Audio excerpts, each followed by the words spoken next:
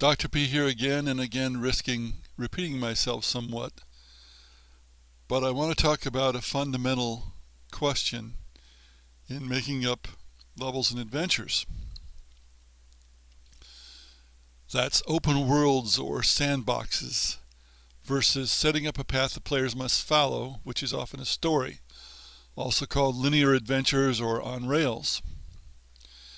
But it needs to be emphasized because it's important, especially for commercial publication.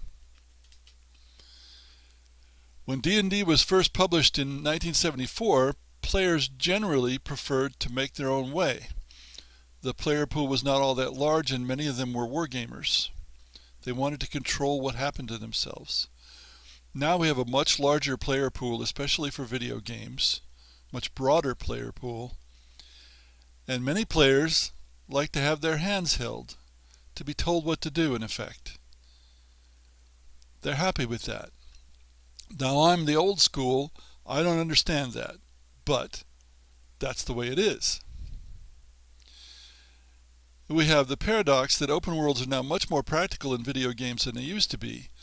Linear worlds were used partly because it was a lot easier to do with the computing power that was available. But now we can do open worlds. Yet, on the other hand, there's a long tradition of linearity in video games, and traditional level instruction is very much linear. You go through this level, you have this objective, you beat this boss.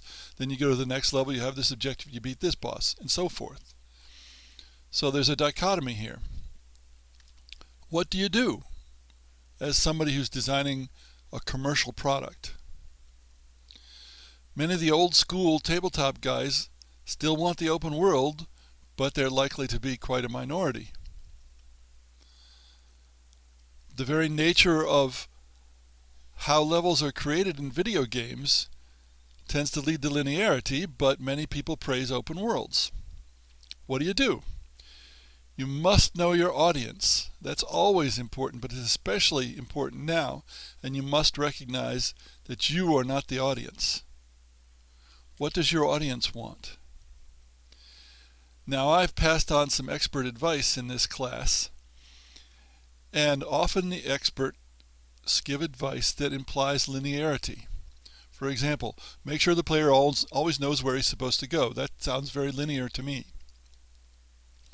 So my guess is practicing video level designers are going to tend to do the hand-holding, even as the open worlds are praised.